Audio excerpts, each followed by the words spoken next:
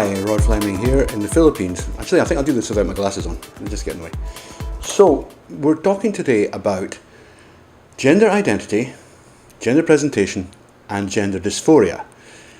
These are three quite different things. You might have got used to hearing gender dealt with in very vague terms, such as if it's flexible or fluid or some other nonsense. Let's be quite clear. Gender is quite fixed. There are two genders, masculine and feminine. That's it. Normally, for most people, these conform to their birth sex. So males are generally masculine, females are generally feminine. Well, let's look into the psychology a little bit. Gender identity, to start with that, is what you feel yourself to be. And again, for most of us, this is straightforward. Now, when I say gender identity, I'm not saying what you identify as. That's a modern fashion, and most of it can just be ignored and forgotten about. We're talking about what you actually feel yourself to be. You know, when you close your eyes, how do you see yourself? Your favorite image of yourself. What does it look like?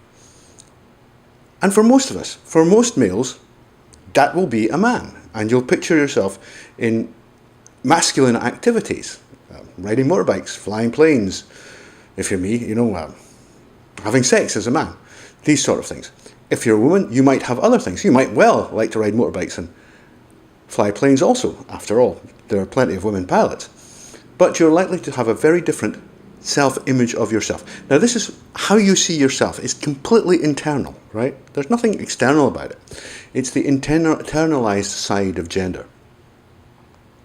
Now, gender presentation is how you present to the outside world. And this is crucially important because gender is the primary way through which we identify what and who we are to other people. And I'll discuss this in more depth later. But gender is not just some sort of vague, fashionable thing that can be changed. When we deal with others, we present in a gender, and most people expect our gender to be constant. They don't really expect to see a man one day and a woman the other, right?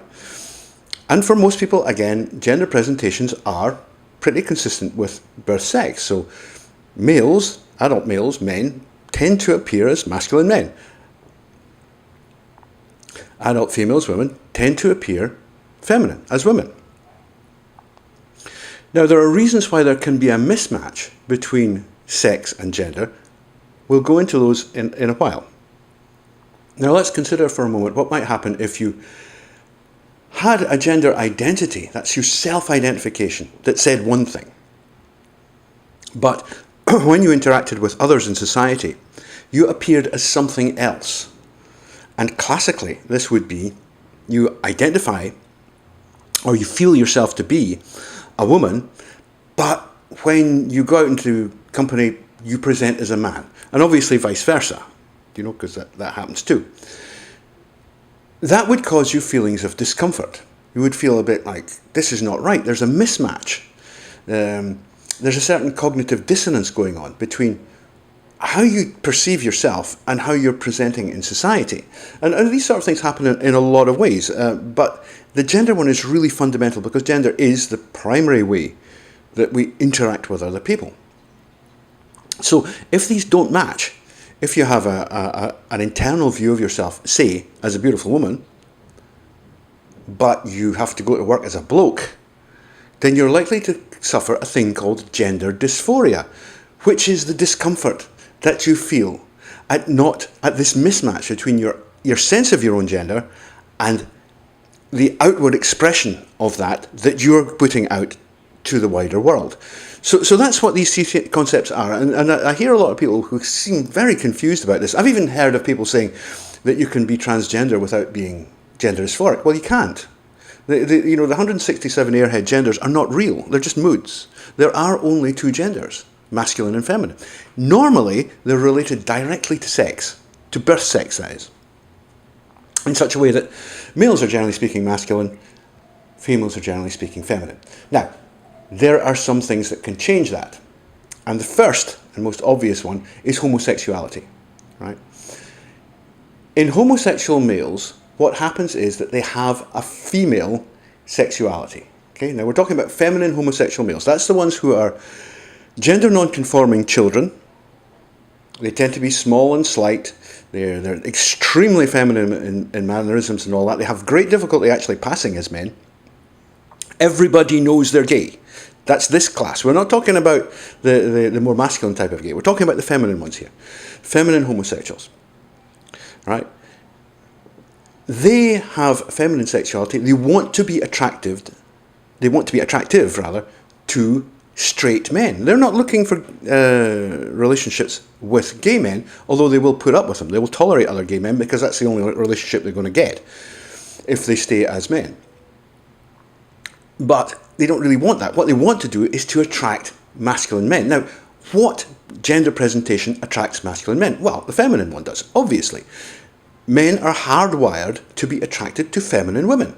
You know, we like pretty faces, white big eyes, small chins, cute little noses, all that stuff. We like sexy curvy bodies. We like long legs, preferably tautened by high heels and things like that.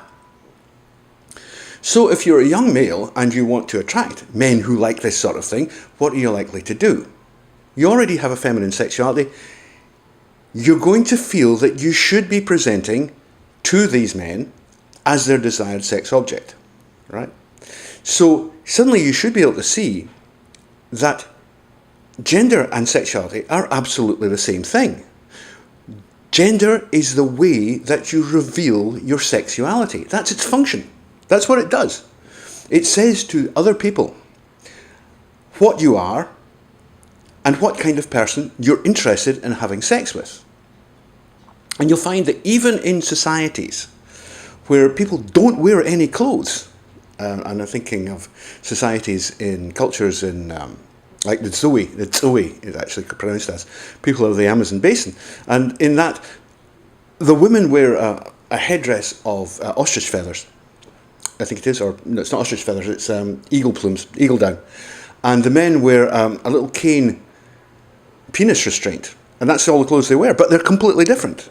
And the women wear their hair long, and the men wear their hair short. So they're showing gendered expressions. One side is saying, I'm a man, therefore I'm interested in woman. The other side is saying, I'm a woman, therefore I'm interested in man. So if you are a male with female sexuality, that is, you're interested in attracting big hairy men like me, then you're likely to want to express yourself in a feminine manner. Now, not being able to do that might cause you gender dysphoria, depending on how strong that feeling is. If the feeling is really strong, then you're going to be under great pressure to transition. So what's going to stop you from transitioning? Well, there are a number of things. The main thing in the West is social intolerance. In the West, there's a really strong culture of dislike, intolerance of feminine males. It's like, you mustn't be a feminine male. So a culture since the 1960s, and I call it New Gay Man, has grown up in which feminine homosexual males, now they're not the only people in the gay community, but feminine homosexual males are basically bullied into appearing to be masculine because that suits the standard narrative of the group, that we're just like men like any other men, but we love each other, which is nonsense. It's just absolute nonsense. But it's a method that was devised in the 1960s to try to protect homosexual men from social intolerance, from the fact that they lived in a milieu where appearing to be a feminine gay man would cause you great harm. It could get you beaten up, it could get you killed. Right? So there's this social governance factor. The gay, to be fair to the gay movement, they were only reacting to the broader social intolerance. In fact, they've now become a part of the social intolerance against HSTS, but that's another story. So if you are strongly dysphoric, that means that the feeling that your sense of self, of being a woman to be taken by men, for example, is not matching the way you express yourself, in that you have to go to work in a suit and tie. If that gets strong enough, and typically, by the way, homosexual transsexuals, HSTS, transition very young, very rarely after the age of 22 or 23, in the West anyway. If that gets really, really strong, then you can become extremely depressed, you can become very upset, you're suffering major cognitive dissonance all the time, and we call this gender dysphoria. And that pushes you towards the only available solution to you, which is to change your gender presentation. Now, you haven't actually really changed your gender because it's driven by your sexuality, and that remains the same. It's just how you are going to express that to people outside yourself, to potential partners. Because remember, gender reveals sexuality. It's part of mating strategy. That's its central function, is to be the basis of a human system of mating and child rearing, which is incredibly successful, and you can't take it away. It's innate. It's just there, and you're going to have to deal with it. So these people who are called HSTS, and it happens in females also, are motivated to change their gender appearance, their gender presentation, such that they appear to be members of the opposite birth sex. And the things that will control this, govern this, whether they do or not, are the extent to which they have these feelings, right? The amount of social intolerance that they have to put up with, how much strife are they going to have to deal with, either as presenting as feminine men or as transitioned trans women. And finally, how well they pass as women. Now we're talking about MTF here, male to feminine transsexuals here. If they pass well as women, then the chances are they will actually do better as women, because they'll suffer much less social intolerance, because they'll just circulate as women. And remember, they're not interested in gay male partners. They don't want gay men. There is not an HSTS on the planet who's interested in having a relationship with a gay male or a gay man. She's only interested in having sex with straight men, right? Straightforward, straight guys like me. That's what she wants. So there is no point in her trying to assuage the feelings of gay males. And an amazing number of HSTS go through a period when they think that they can fit into the LGB, gay male, new gay man lifestyle, and they eventually go, I just can't take this. It's too much. And it's because of the gender dysphoria. So that is one reason why your gender presentation might be different from your gender, your whole gender of both types of it might be different from your birth sex, because if you're a homosexual, feminine homosexual male, you don't have masculine gender. Sorry, you just don't. The other type, which is very obvious these days, are men who are non-homosexual. They're not homosexual at all. They're heterosexual males, but they appear to be women, and they want to be women. And what happens here, this is called autogynephilia, right? So what happens here is that the man basically narcissistically falls in love with himself, but in the form of a woman. Now, it has to be a woman because he's a hetero guy, he's straight. He can't fall in love with himself as a guy. He can't look at himself in the mirror and say, oh God, you're so gorgeous, and you just turn me on so much, because it's a guy. He's looking at a guy, right? So what he has to do is create a feminine persona.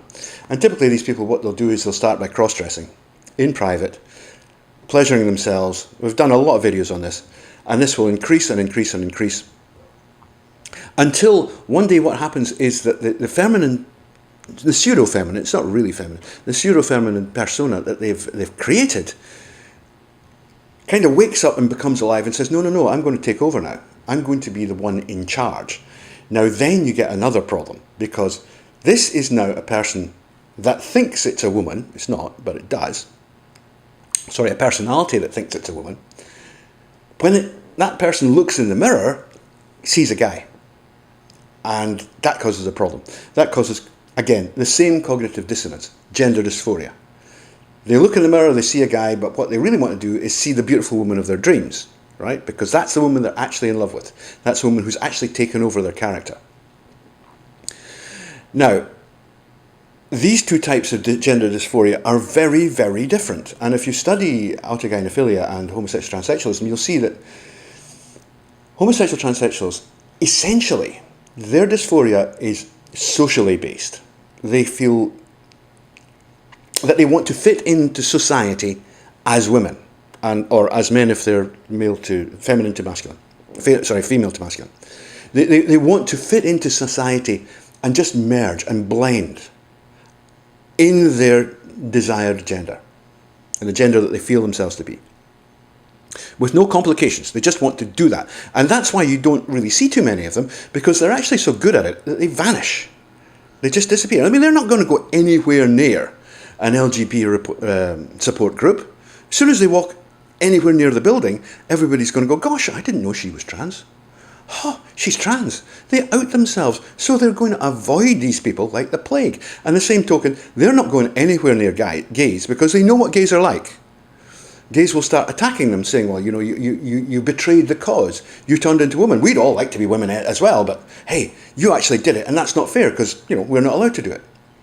So these trans women tend to vanish, and that's why you don't see too many of them. People like Blair White are really exceptional, and, they're wonderful for it. And you've seen, if you've followed my videos, you've seen my girlfriend, Sam, and she's HSTS. And here in the Philippines, it's a very different thing. There isn't the pressure of social intolerance that you get in the West. Now, for the autogynephiles, that is the non-homosexual ones, some of them, by the way, can become what we call pseudo-bisexual. They become attracted to men because of conforming to the female stereotype. That is, women are attracted to men are attracted to women, so if I'm going to be a woman, I have to have male partners. And a lot of them, in Asia, where you still get autogynephiles, most of them are pseudo-bisexual. Most of them will have male partners. In the West, they tend not to because of homophobia, because they've been brought up to believe that the worst thing they could ever do would be to be in bed with a man. So, if you read the narratives by autogynephiles themselves, they'll tell you that would be the most, one quote, that would be the most affirming sex we could have, but we simply can't do it because we're homophobic. We've got this reaction towards it. Not towards the idea of having a male partner, but towards the idea that it might be gay. Which, basically, if you're going to screw yourself up that much, well, God help you. So, that's one thing. But in terms of their dysphoria, it tends to be much more physical. Now, autogynephilia comes in a whole bunch of different forms that we've discussed. But their dysphoria tends to be very much centered on physical aspects. Everybody immediately thinks, for MTF, but also for FTM, of the primary sex organs, the penis, and the fact that a lot of them would like to have their penises removed. Not all, but it is evidently a thing that focuses. It's a real sort of jar. If you're standing naked in front of a mirror and you've got your bra on and your wig and whatever else, and you see a cock, well. So in a way, this form of dysphoria in males is also a form of body dysmorphia. They're obsessed with the way their body looks, in particular parts of their bodies look. Most HSTS, if they go for a GRS, and not all do by any means, it's because they just want to have better sex. They're not using their penises for sex. Very few HSTS penetrate. It's rare. And I would say, actually, outside of prostitution, it doesn't happen. So what they're doing is they're always having anal sex, and many of them really like it. But their penis is kind of like, well, what's it there for? It's kind of in the way. So, and they want to experience sex in the way that a woman does, and they want to be that woman for their man. So that's why they'll look for GRS. It's not because they hate their penises. Generally speaking, they don't. It's just that they don't really have an awful lot of use for them, and it doesn't fit into the social side of the way they think. And also, by the way, HSTS frequently are concerned about being discovered, because most of them live in completely secret lives. You don't know they're HSTS, and they're worried, like, what happens if there's an accident or I have some sort of health crisis? I go to the hospital and bang, there's a dick. But that briefly is all I want to say just now about it. But try and get this through your heads. Gender is innate. Gender is the way that we reveal our sexuality to potential partners, right? So, if you are HSTS, then you want to reveal yourself as a potentially female mate for the kind of masculine male guys that you want, because the HSTS never want relationships with gays. They are not interested. It's a bit different for AGPs. Gender and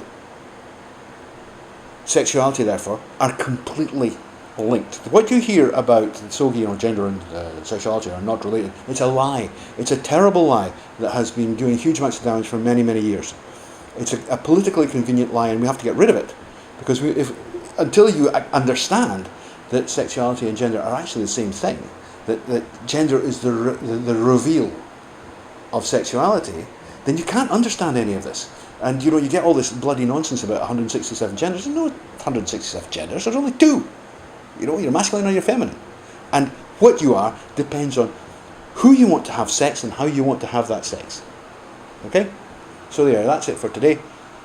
Next time we're going to do something a bit more Philippines oriented. The last few episodes I've put out, it's been summer, here in the Philippines, and it's very, very hot. But last week the monsoon hit us, so now it's cool and damp. It's actually quite pleasant. It's like kind of like a very warm autumn in Scotland. Lots of rain, but not at all unpleasant.